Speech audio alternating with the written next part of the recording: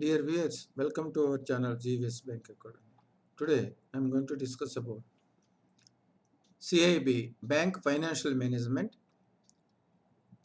recalled questions from the examination dated 12/9/2021.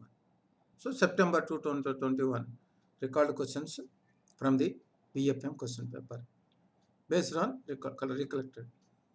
Question number 1, liquidity risk management tools. What are the liquidity risk management tools as per Basel III framework?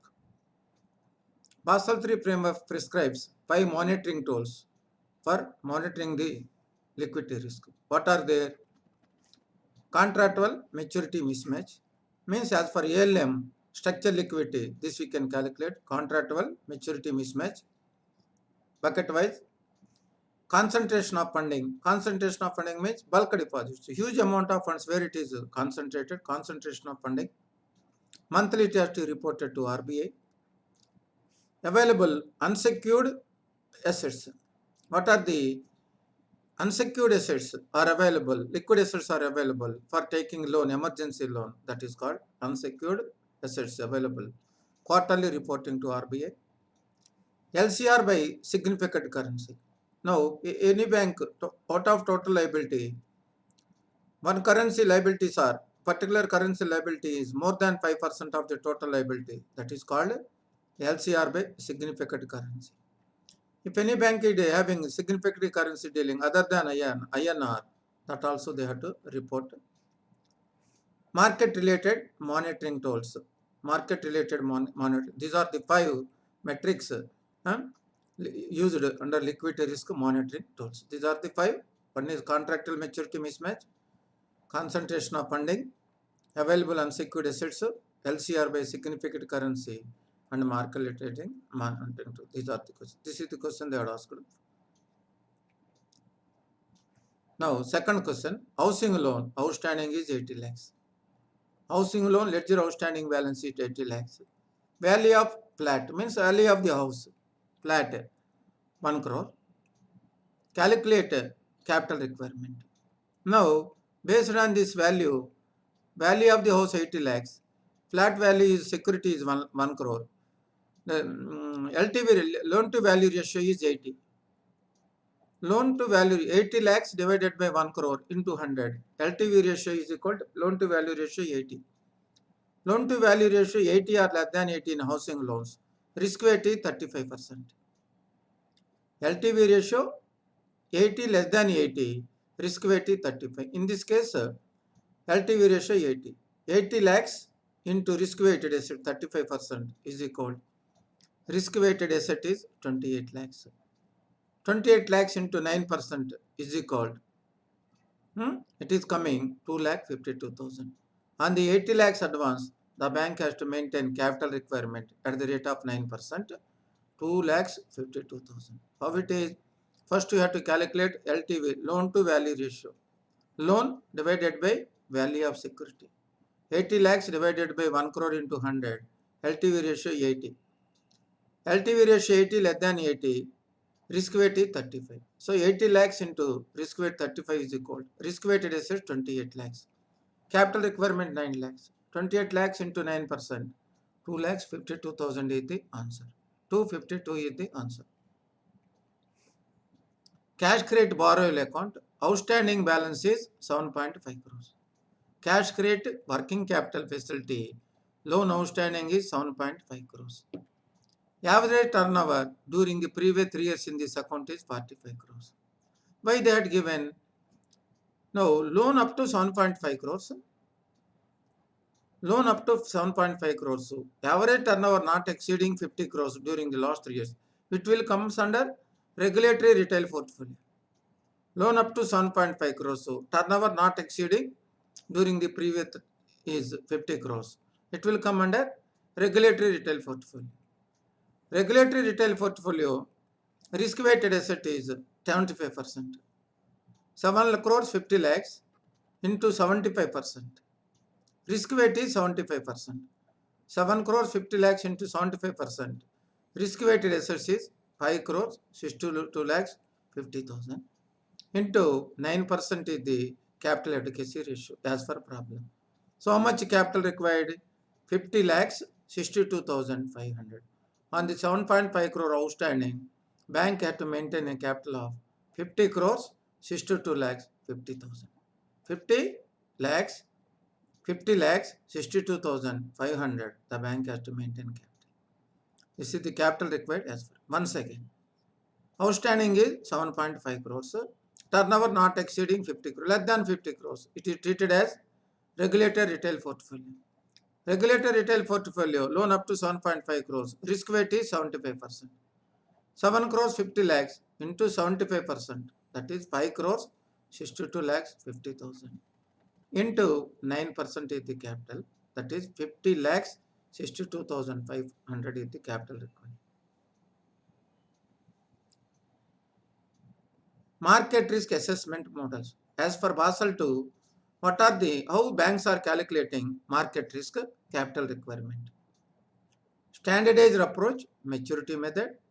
Standardized approach, duration method. Internal models method. These three methods are there. Out of the three methods, banks are using standardized approach duration method. We are using as of today in banking market risk assessment. We are using following standardized approach duration method. This is about the market risk assessment models as for Basel II. Same methods we are continuing in the Basel III also. Time limit for import payment. After import, how many days the importer had to make payment? That is called time limit for import payment.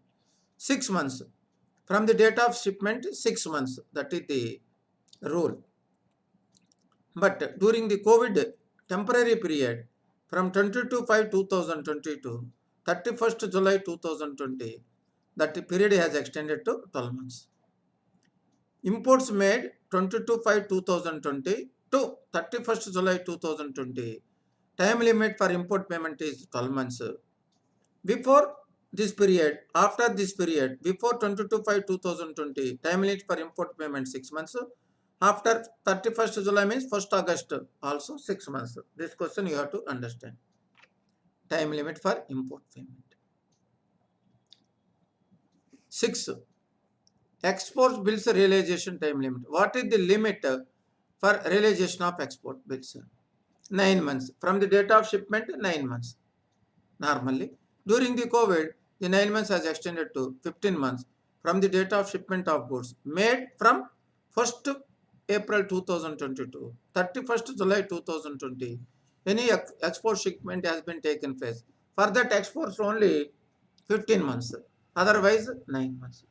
So, presently we can say 9 months. During this period, only for 15 months. 1st April 22, 31st July 20, realization is 15 months. After that, 9 months. Prior to 1st April 2020, also 9 months. This is the export bills realization time. Calculate economic value added of the AB Bank Limited. This is example I am taking. Figures are different, but they are asked in the examination.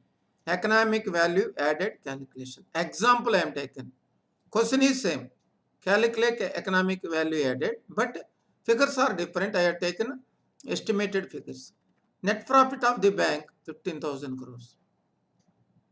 Net profit example is taking 15,000 crores. Capital of the bank is 25,000 crores. Cost of capital is 12%. 12%. What is the economic value to the bank as on 31st March 2020? So these figures I have taken assumption basis, but the question is there, economic value added calculation.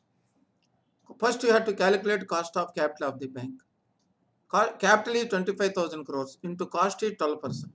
For year cost of capital is 3,000 crores. Cost of capital in amount 3,000 crores. Economic value added of the bank as on 31st March 2021 is equal. Net profit after tax 15,000 crores minus cost of capital 3,000 crores. Economic value added to the bank 12,000 crores. So from this economic value added is equal. From the net profit we have to deduct the cost of capital of the bank. After cost of capital, what is the net profit? Then that amount is only added to the economic value of the bank or company.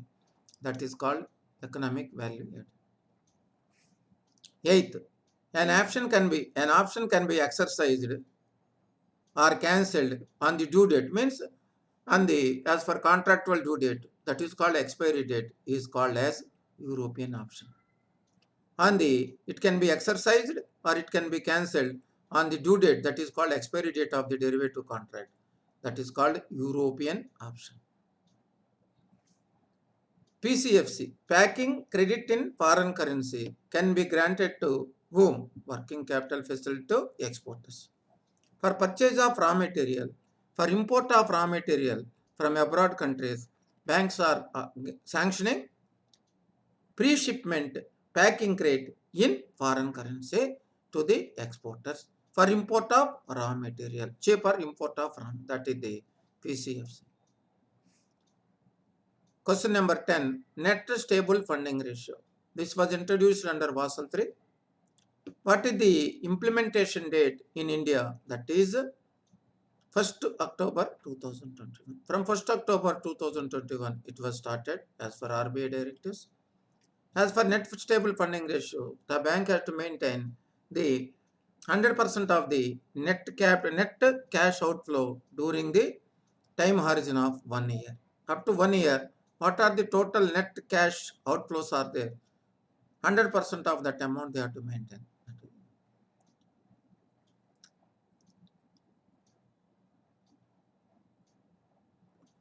Counter cyclical capital buffer. This was introduced under Basel III. Counter cyclical capital buffer.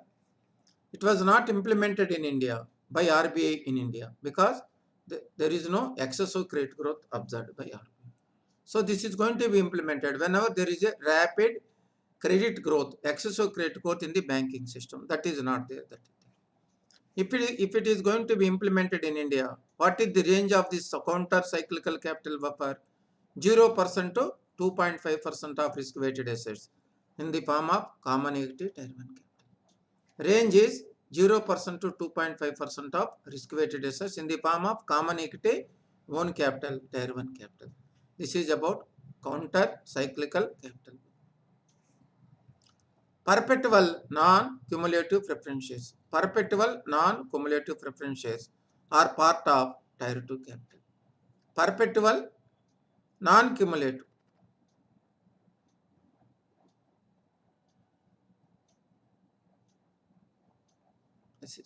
This is part of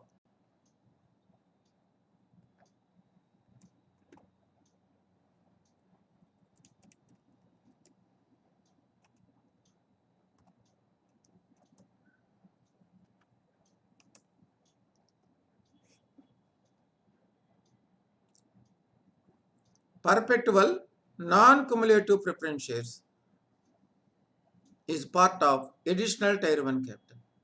Perpetual non-cumulative preference shares.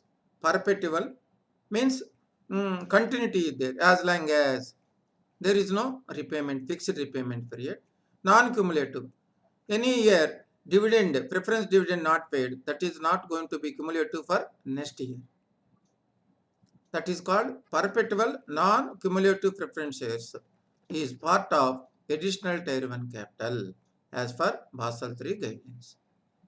Additional tier 1 capital is maximum 1.5% of risk weighted assets. As for Basel III 81, additional tier 1 capital maximum 1.5% of risk weighted assets. Once again, perpetual non-cumulative preference shares are part of additional tier 1 capital. Objectives of ALM, asset liability management. What is the ALM objective in the banks? Asset liability management. Management of first objective is liquidity. It has to manage the liquidity on a continuous basis. At any point of time also, the bank must be having liquidity to meet the payment obligation that is there. Second one is net interest income protection. It has to protect the ALM policies, has to protect the net interest income. Net interest income means interest on advances minus interest on deposits. Then net interest margin. The main objectives of ALM management of liquidity always, then net interest income protection, then net interest margin protection. These are the objectives. Deferred tax assets, timing difference amount is there that can be treated as part of common equity tier 1 capital.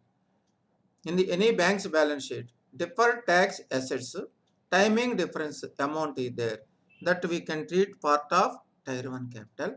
How much we can treat? This amount, deferred tax assets timing difference amount is there. This amount we can treat as part of tier 1 capital up to maximum 10% of bank's common equity tier 1 capital. Whatever the outstanding deferred tax assets timing difference balance is there in the bank books, that amount we can treat part of common equity tier 1 capital. Maximum up to 10% of maximum, even though that is more than 10%, we can restrict up to 10% of bank's common equity tier 1 capital. This question is very, very important and a little bit difficult question also. Number 15, high quality liquid assets. What are the examples of high quality liquid assets? For liquidity coverage ratio, we are talking about high quality liquid. High quality liquid assets are excess cash reserve ratio, excess SLR securities, margin standing facility securities, securities issued by, guaranteed by foreign sovereigns, securities issued or guaranteed by foreign governments, corporate bonds with AA or above rating, commercial paper with AA or above rating, common equity shares included in NSE 50, NSE 50 Nifty index and BSE 30 Sensex. BSE Sensex 30 index, NSE Nifty 50 shares are part of high quality liquid assets. Examples of high quality liquid assets. These are the examples. 16 question, country risk. Country risk is part of credit risk. What are the limits for country risk? How we can calculate country risk? That is called. Country risk management guidelines are applicable to a bank where a bank has an exposure of 1% or more than of its assets abroad. If any bank is having exposure, banking exposure in abroad countries, bank has an exposure of 1% or more of its total assets in other countries. In that country, the bank has to maintain country risk provision. In a particular country, the particular bank is having exposure of 1% more of its total assets in banking in India. That is there. Now, bank shall make provisions on the net funded country exposure on a graded scale ranging from 0.25% to 100% of the outstanding according to the risky categories of the ECGC. Bank shall make provisions on the net funded country exposure. Whatever the exposure is there in a particular country, on a graded scale means minimum 0.25, maximum 100% based on the risk category of the country. 0.25 to 100%. Who will give? ECGC shall provide to banks on request quarterly updates of the country classifications. Country risk classification provided by ECGC on quarterly basis. This question also they are asking. Dear viewers, thank you very much for extending support to our YouTube channel. We are also conducting online classes for JAB and CAB and online classes for promotional exam also. Interested members are requested to contact on the given addresses. Thank you very much for